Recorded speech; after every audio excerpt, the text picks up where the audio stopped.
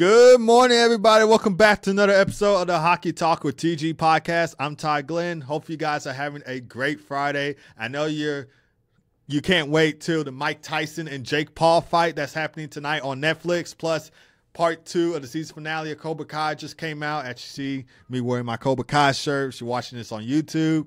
But before you get into the Mike Tyson and Jake Paul fight and watch part 2 of the season finale of Cobra Kai, we've got a lot of hockey news to discuss. So without further ado, let's get right into it. So let's talk about the game of the night. Predators, Oilers. Connor McDavid hit 1,000 career points in the Oilers 3-2 overtime win over the Nashville Predators. Darnell Nurse, he had 2 goals in the game. One of them was, of course, the overtime game winner. And Connor McDavid assisted on the goal for 1,001 career points.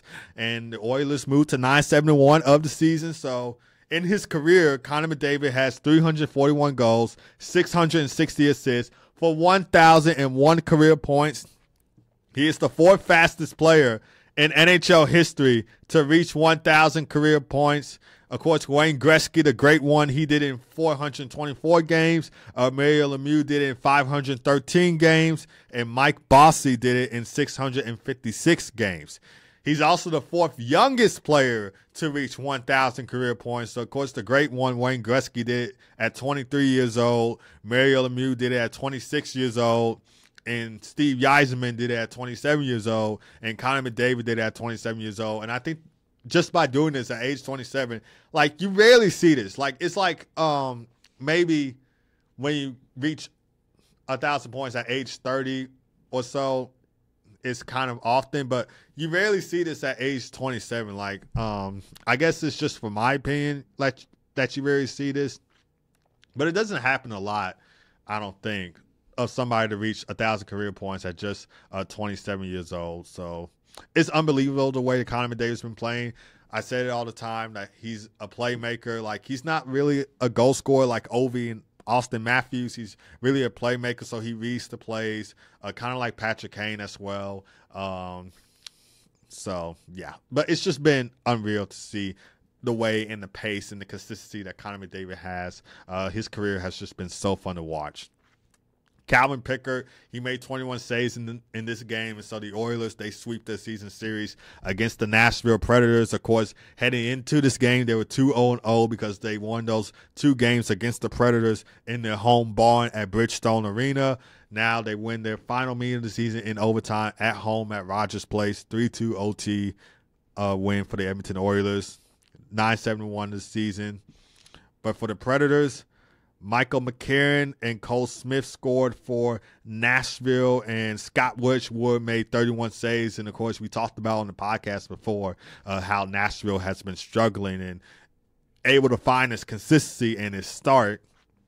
And they lost 5 of their past 6 games, 1-3-2 during the span, 5-9-3 of the season.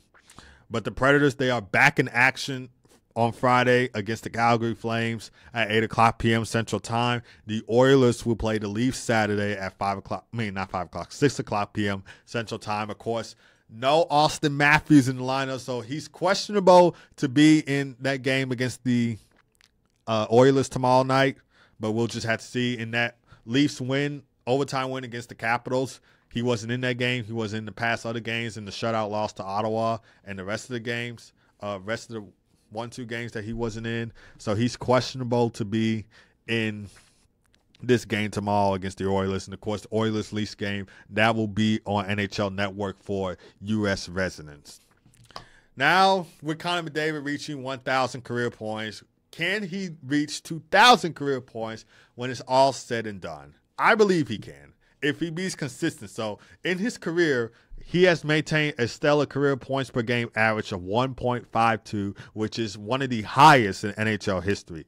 And if he continues to play at this level and stays healthy and doesn't get injured a lot, that's where it comes in. Like, if you stay healthy and don't get injured, you continue at this pace, be consistent, and put up points every, 1-2 games, he can pass 2,000 points by the time he finishes his career when it's all said and done. And he's already made marks this season. So, of course, He's in elite company, like I just mentioned, Wayne Gretzky, Mario Lemieux, and Mike Bossy being the first few players to reach 1,000 career points, first fastest players to reach 1,000 career points. And his age, which is 27 years old, and efficiency suggests that he's on track to challenge all-time scoring marks. So I believe he can. It just he just has to be consistent with it. And of course, the modern training and endurance. So modern players like Connor McDavid, they benefit from training, nutrition. He's been injured a couple times in his career, pretty much like everybody else. He's had some bad injuries throughout his career as well. So I'm not just talking about like normal injuries like everybody has. I'm talking about like bad, like serious injuries he's had throughout his career. But he's been able to recover from them. And if he plays into his late 30s, so like age 38, 39, or his early 40s, as many top stars have, like Zdeno Chara and Joe Thornton, he could pass 2,000 career points. Like, I believe it. And, of course, his connection with other players like Leon Draisaitl and, of course, the Oilers offense, they provide that offense for, like, high production for him to get 2,000 career points, and just having those consistent line mates who can finish plays also will help him in assists as well. And he's already accomplished a lot throughout his career. Like, he's a 3-time Hart Memorial Trophy winner, 5-time Art Ross Trophy winner, 4-time Ted Lindsay Award winner. He's won the Maurice Rocket Richard one time, which we don't see that from guys like Connor McDavid, but he's done it. So cementing his legacy as one of the players of this generation. Of course, his role as a leader for the Oilers. So, of course, he's team captain of the Edmonton Oilers. So that also will play a factor in his ability to lead them on and off the ice, keeps his team competitive. And, of course, if you guys didn't watch that Face-Off Inside the NHL documentary on Amazon Prime, he was making a speech in the locker room. He was furious of losing the Stanley Cup final, and he wanted to make a name for himself. He did take home the Conn Smythe Trophy Award. Of course, he didn't come out for it, though. But his leadership role in that locker room plays a factor, and it's also big in his success in a way, if you guys know what I'm saying. So if you didn't watch that Face-Off Inside the NHL documentary on Amazon Prime, which, P.S., great documentary, he was furious. Like, he wanted to win games. Like, he wanted to win games pretty much like everybody else does. Like, he wanted to win games. He wanted to be consistent. He wanted to get better over time. Like, he didn't hold back on his opinions. He let his team know that, hey, this is the finals. We got to be better than the way we play. Like he was making those speeches in the locker room. All right, so moving on from that, Alex Ovechkin's possibility of breaking Wayne Gretzky's goal-scoring record. So, of course, Ovi was held without a goal in the Capitals' overtime loss to the Toronto Maple Leafs Wednesday. They are back in action today against the Colorado Avalanche at 8 o'clock p.m. Central Time. So far, we've seen 10 goals from Alex Ovechkin. He's had, 4 goals in his past 5 games. And he's been playing like prime Ovi. And Dylan Strome, his line mate, has assisted on all 10 of his goals. And if Ovi continues at this current pace, stays healthy, doesn't get injured a lot, we could see him break the goal record of Wayne Gretzky. He's projected to break it in March in a game against the Detroit Red Wings, which, of course, that's going to be a tough competition right there, considering the Red Wings are a solid, good team. He's on pace for a 40, 50 goal season. Probably 40 goal season in my opinion, because it's probably gonna shock a lot of you that I'm about to say this. Like, I don't think he can hit 50 no more. I mean, he's 39 years old. He's not prime Ovi. I don't think I see a 50 goal season. He could potentially hit a 40 goal season though, 40 goal season at the least, but not a 50 goal season. And I know I'm kind of shocked at myself saying that as well, but he's moving on up there in age, and I really just don't see it happening. But 40 goal season for sure. 40 goal season, yeah, he'll hit that. But his chemistry with line mate Dylan Strome plays a factor in that, because Dylan Strome, he's been a great line mate for Alex Ovechkin, assisted on all 10 of his goals. And of course, when they're on that power play unit together, when Ovi scores from his wheelhouse, it will certainly click just like that. So that top line is certainly unreal to watch for Washington. So we'll see if Alex Alex Ovechkin will break that record. Of course, NHL Hockey Hall of Famers like Aaron Lindros, Wayne Gretzky, they even said it themselves that he'll break it. I think everybody's confident that he'll break it. I'm confident that he'll break the record. But that will depend on if he stays healthy in most of his games or not. So that kind of plays a factor. All right, moving on to the Lightning and Jets. So Andrei Vasilevskiy, he becomes the fastest goalie in NHL history to reach 300 career wins in the Lightning's 4-1 win over the Jets. He made 23 saves. 40th goalie to hit the milestone, by the way. And he accomplishes it in 490 games. So he passes Jacques Plante, who did it in 521 games. So congratulations for Andrei Vasilevskiy. And he's accomplished a lot in his career. He's won the Vezina Trophy. He's a 2-time Stanley Cup champion. He's won the Conn Smythe Trophy in his career. Of course, that goes out to MVP in the playoffs. He won in 2021. Of course, the first goalie since Jonathan Quick to win the award. So he's accomplished a lot throughout his career. 3 Stanley Cup final appearances because in 2015, wait, no, not 3, 4 Stanley Cup final appearances. Because in 2015, he was the backup goalie to Ben Bishop when the Lightning were playing the Blackhawks in the 2015 Stanley Cup final. He was the backup goalie. He wasn't the starting goalie at the time. He was the backup goalie to Ben Bishop. And then, of course, 2020, 2021, 2022, he was the starting goalie.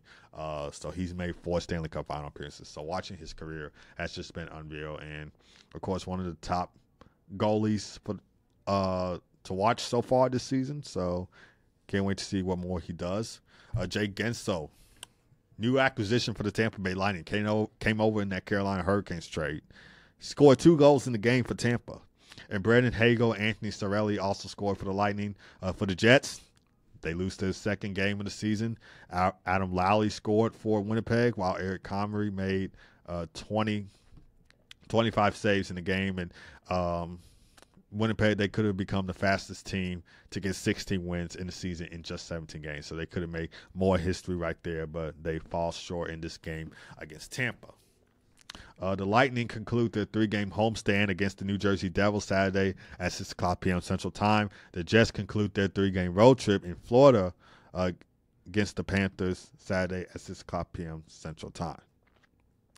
All right, speaking of the Panthers, they dropped their second loss in a row to the New Jersey Devils Thursday as the Devils will win 6-2. Second time. These two teams entering Thursday's game, they played each other Tuesday as well.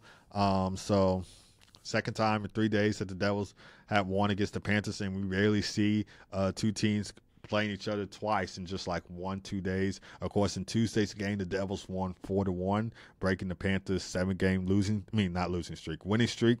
So the Panthers lost 4-1 Tuesday against the Devils. They lose 6-2 in this game. Of course, the Devils, they're 5-1-0 in their past 6 games, 12-6-2 of the season. And Jesper Bratt, he notched a hat trick in this game. Dawson Mercer, he had the game-winning goal in the second period. Stefan Noesen scored twice, while Jack Hughes and Nico Hischier had 3 assists in the game. So the offense, and I talked about this before the season started, the offense has been certainly unreal to watch from New Jersey. Shockingly, last season they missed out on the playoffs. I don't know why. But this season they have just gotten better. Offensively and defensively, the defensive players is very solid as well. So this is a New Jersey Devils team, and I said this in my bold predictions video, that I feel like will make a return to the Stanley Cup playoffs. And they are already, I think they're first or second. I think they're second in the Metropolitan Division. I think Carolina's first. But the way that they've been playing, the start that they had has just been certainly unreal. And Sheldon Keefe, he's really coaching them because I know how Sheldon Keefe is. He's really hard on his players. Not as hard as John Tortorella, but I know sometimes every now and then he would get angry and frustrated, and he will be hard on his players. So I know how Sheldon Keefe is, but not as hard as John Tortorella though. Jake Allen, he made 25 saves in this game. So, of course, last game, on Tuesday's game, Jacob Markstrom started for the Devils. Jake Allen gets the start in this one, and he made 25 saves in that 6-2 win for the Devils. For the Panthers, Sam Reinhart and Jesper Broquist scored for Florida, while Sergei Bobrovsky made 23 saves in the loss. So Spencer Knight started Tuesday's game Sergei Bobrovsky gets to start in this game. And Panthers have won 7 in a row. Like I mentioned already before, the 2 losses to the Devils, they moved to 11-5-1 this season. The man advantage really played a factor in New Jersey's win. They went 3 for 5 on the power play. They would get power play goals from Jesper Bratt, Dawson Mercer, and Stefan Noesen. They were great on the penalty kill, killed all 5 penalties. So the special teams played an effort in this game, and they wrap up their Florida road trip Saturday in Tampa against the Lightning at 6 o'clock p.m. Central Time. The Panthers play the Jets at home Saturday at 6 o'clock p.m. Central Time. So we'll see if the Panthers can bounce back from those 2 losses to New Jersey in this game. The next meeting is on January 14th, I believe, of course, at Prudential Center. So we'll see if the Panthers can get a win then. But more importantly, let's see if they can bounce back in tomorrow's game against the Winnipeg Jets, because the Jets have had an unreal start to the season. They're continuing to light up wins, even though they lost last night to the Tampa Bay Lightning. They're still a stacked team nonetheless, and I'm pretty sure nobody expected this start from Winnipeg as well. All right, so Sabres, Blues, Rasmus Dahlin on the power play scores the overtime game-winning goal as the Sabres win 4-3 over the Blues. He scored 1 minute and 33 seconds into overtime on that power play. The Sabres, they have been really consistent. They won 4 of his past 5 games, and they moved to 8-1 this season, so back up at 500. Of course, coming into this game, they lost 7-5 in what was a big game to watch on Veterans Day to the Montreal Canadiens. They lost 7-5 in that game, so they were below 500 coming into this game. They go back up 500 after the win. Ryan McLeod and Alex Tuck each had a goal and assist in the win. Zach Benson also pitched in the goal for Buffalo, and Devin Levi made 24 saves in the win. For the Blues side, Brandon Saad. I hate to see him as a St. Louis Blue. I loved him on the Blackhawks. Hate to see him on the Blues because the Blackhawks and Blues rivalry. But he scored twice in the win. Pavel Buchnevich also had a goal, while Jordan Bennington made 29 saves in the loss for the Blues. And it's not looking good for St. Louis. They have lost 4 straight games, 0-3-1 during the span, 7-9-1 of the season. But they're back in action tomorrow against the Boston Bruins, the team that they just played Tuesday. They're back in action against them on Saturday. And, of course, the Bruins beat them in that game, so the Blues look to answer back with a win at TD Garden tomorrow afternoon. Of course, that game will be on NHL Network as part of the NHL Network Showcase. The Sabres, they start a 4-game road trip in Philadelphia against the Flyers Saturday at 6 o'clock p.m. Central Time. Moving on to the Flyers and Senators. So, Mateev Michikov scores his first career overtime goal as the Flyers win 5-4 against the Senators. He scored the game-winning goal with 55 seconds remaining in overtime. And, of course, Mateev Michikov, he had been scratched the last two games. Wait, no. Philly, I think Philly played against – I forgot who they played against. But, of course, the past 2 games he was scratched. He didn't play. But he answers back in this game. He wasn't scratched in San Jose's game. They play San Jose. They play Ottawa. And Michikov was a healthy scratch in the Lightning's game. And then the other game I'm forgetting. But he answers back in this game as well. Of course, in that game against San Jose, he had a goal and assist. He scores the OT game winner here. So he really is proving to be one of the top Calder Trophy candidates at the end of the season. And Philly moves to 7-8-2 of the season. Travis Sanheim, he had a goal and 2 assists. Travis Konechny, Bobby Brink, Anthony Richard had a goal and assist for the Flyers, while Ivan Fedotov made 33 saves. For the Senators side, Josh Norris had a goal and assist. Brady Tkachuk, Drake Batherson, Adam Gaudette also scored for Ottawa, and Linus Ullmark made 14 saves on 19 shots faced the net. And the Flyers back at home on Saturday, starting the 5-game homestand against the Buffalo Sabres at 6 o'clock p.m. Central Time, while the Senators head to Carolina to face the Hurricanes Saturday at 6 o'clock p.m. Central Time. All right, moving on to the Islanders and Canucks. The Islanders, they extend their point streak to 5 games with a 5-2 win over the Vancouver Canucks. They're 3-0-2 during the 5-game point streak, 7-6-4 of the season. And this was the first time that the Islanders have won against the Canucks since Bo Horvat was traded to the Islanders on January 30th for 2023. He had 2 assists in that game as well. Anders Lee, he had a goal and assist for the Islanders, and Scott Mayfield, Pierre Engvall, and Noah Dobson each scored their first goal of the season in the win. And Semyon Varlamov made 24 saves in the game. 19 of those saves were in the third period. Dakota Joshua, he made his debut with the Canucks after being diagnosed with testicular cancer over the summer. And he missed the last 14 games. He missed the first 14 games of the season for Vancouver. But in this game, he is -1 in 12 minutes and 5 seconds of time on ice. Jonathan Lekkerimäki scored his first NHL goal. And Tyler Myers, the big man, also scored in the loss. Kevin Lankinen made 27 saves for Vancouver. So the Canucks have lost 2 of their past 3 games. After going 7-1-1 in their previous 9, they are 8-4-3 of the season. So showing signs of concerns for Vancouver, sort of. But I feel confident they'll win their next game. Of course, their next game is against the Blackhawks on Saturday at 9:00 p.m. Central Time. I don't see Chicago winning that game, considering that they had trouble winning and playing against Vancouver. So the Canucks will probably win that game against Chicago Saturday. Islanders, they continue their 5-game road trip in Seattle against the Kraken Saturday at 3:00 p.m. Central Time. All right, Stars, Bruins. So the Dallas Stars, they scored 7 goals in their 7-2 win over the Boston Bruins. This is the second time that the Dallas Stars have scored 7 goals. Of course, the last time was the 7-1 win against the Pittsburgh Penguins, where they had 6 goals in just the first period. And then they had another, and then they had 7 in the third period on the power play goal, I believe, from Wyatt Johnson. And so they moved to 10-5-0 of the season. Oscar Black, Mason Marchment, and Matt Duchene each had a goal and assist for the Stars. Tyler Seguin had 2 assists in the game, and Evgeny Dadonov had a 2-goal game for Dallas. Logan Stankoven, Rope Hintz also scored for Dallas. And Jake Ottinger made 23 saves in the game. For the Bruins side, Charlie Coyle and David Pastrnak scored for Boston, while Jeremy Swayman made 31 saves. So the Bruins moved to 8-2 of the season. They are back at home Saturday for the start of a 3-game homestand against the St. Louis Blues. So 2019 Stanley Cup Final rematch right there, coming on at 12:00 p.m. Central Time. And of course, like I mentioned already, the game will air on NHL Network. The Stars are on the road to take on the Minnesota Wild Saturday at 7:00 p.m. Central Time. Now we're going to get into the top 5 candidates to be in the Hockey Hall of Fame for 2025. So, of course, I have a video of this coming out next Saturday, but I'm just going to tell you guys my top 5 candidates now, and then you'll have to watch the rest of the video when it comes out.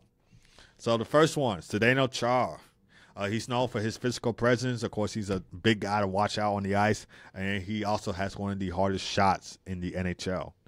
He led the Bruins to a Stanley Cup title in 2011. And he was captain of the Bruins from 2006 to 2020. He was the first Slovak-born captain to win a Stanley Cup. He took home the James Norris Memorial Trophy in 2009, won the Mark Messier NHL Leadership Award in 2009, and he's a 6-time NHL All-Star.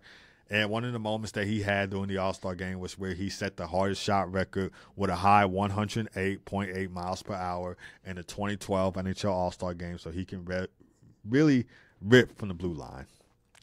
And career-wise, he's had 680 points in 1,680 games, so 209 goals, 471 assists for 680 points in 1,680 games. And, of course, he played for the Boston Bruins, New York Islanders, Ottawa Senators, and Washington Capitals. Of course, now's his final season with in the NHL, and he was on the Capitals at the time.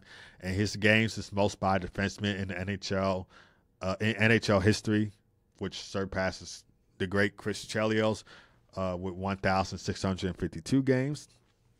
Up next, another defenseman, Duncan Keith. As a Blackhawks fan, would love to see him in the Hockey Hall of Fame. I feel like he was a key player for the Blackhawks, helping us win 3 Stanley Cups. Of course, that was in 2010, 2013, 2015. He was MVP in the 2015 Stanley Cup playoffs, so he took on the Conn Smythe Trophy that year. He's known for his endurance and toughness. And he's a two-time Norris Trophy winner, 2010 to 2014, two-time gold medal champion with Team Canada in the 2010 to 2014 Olympics. And he is a four-time NHL All-Star. He was named one of the top 100 greatest NHL players in 2017. And career-wise, 646 points in 1,256 games played. So 106 goals, 540 assists for 646 points and 1,256 games played. Of course, 16 seasons with the Chicago Blackhawks, 1 season with the Edmonton Oilers, in which eventually that would have been his final season. So, yeah, coming from a Blackhawks fan, would love to see Duncan Keith in the Hockey Hall of Fame. He's had a great career. He's done a lot. Like I mentioned already, a contributor to helping us win those 3 Stanley Cups. He absolutely deserves to be in the Hockey Hall of Fame. Up next, we got Joe Thornton of the San Jose Sharks. So, of course, he's known for his playmaking skills. 1,539 points and 1,714 games played. So, 430 goals, 1,109 assists for 1,539 points and 1,714 games played. Of course, 15 in those seasons. He played 24 seasons in NHL. Of course, 15 of those were with the San Jose Sharks, in which he had 1,055 points in 1,104 games, so 251 goals, 804 assists for 1,055 points in 1,104 games played with the San Jose Sharks. He's won the Art Ross Trophy and the Hart Memorial Trophy. That was back in 2006, where he had 125 points in 81 games played. So 29 goals, 96 assists for 125 points in 81 games played back in the 2005-2006 season, and he played for the Boston Bruins and San Jose Sharks at the time. He started the season with the Boston Bruins, then went to the San Jose Sharks. He led the NHL in assists multiple times throughout his career. So he's had like a huge success in his career, especially with the Sharks, reaching the Stanley Cup final in 2016. Unfortunately, he didn't win the Stanley Cup, but still had a great career nonetheless. He's also a 6-time NHL All-Star, so he absolutely deserves to be in the Hockey Hall of Fame as well. Up next, we got Patrick Marleau. So, of course, career-wise, 1,197 points and 1,779 games played. 566 goals, 631 assists for 197 points and 1,179 games played. Of course, he broke Gordie Howe's record for most games played, with 1,779. His 566 goals are 24th all time. 23 seasons in the NHL. Of course, the vast majority of those seasons were with the San Jose Sharks. And with the Sharks, he's had 1,111 points in 1,607 games played. So 522 goals, 589 assists for 1,111 points in 1,607 games played. He had his number retired by the Sharks on February 25th of 2023. He's a 3-time NHL All-Star, and he won the gold medal with Team Canada in 2010 and 2014. He also took home the 2003 World Championship and the 2004 World Cup. And last but not least, we got Carey Price. Of course, played his entire 15-year career with the Montreal Canadiens. He was .361, .261, and .79 with a 2.51 goals against average and a .917 save percentage. He's had 49 shutouts in his career as well. And his 361 wins with Montreal is first in all-time in goalies in team history. And he's regarded as one of the top goalies of his generation.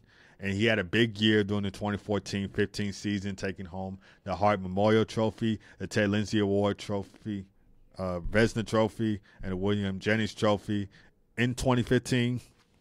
And, of course, his stats during the 2014-15 season, 44, 16, and 6, with a 1.96 goals against average and a .933 save percentage, and he's had 9 shutouts. He reached the Stanley Cup final in 2021, and he won a gold medal with Team Canada at the 2014 Sochi Olympics, and he won at the 2016 World Cup of Hockey, at the 2007 World Junior Championship, and he is a 6-time NHL All-Star. NHL games on the slate for today. So there are 5 games on the slate. Of course, we'll start with the first one. Pittsburgh Penguins taking on the Columbus Blue Jackets at 6 o'clock p.m. Central Time. This game will air on NHL Network. followed by the Washington Capitals taking on the Colorado Avalanche at 8 o'clock p.m. Central Time. So, of course, the Capitals looking to bounce back after that overtime loss to the Toronto Maple Leafs at home. Avalanche, they won their last game against the LA Kings. Of course, Mikko Rantanen had a hat trick in that game, so they look to back up a couple of wins. Then we got the Nashville Predators, so they're playing a back-to-back set. Of course, last night they played Everton. They lost 3-2 in overtime. Of course, we saw Connor McDavid hit that 1,000 career point plateau. The Predators back in action against the Calgary Flames, 8 o'clock p.m. Central Time. So they look to answer back from their loss last night to the Oilers.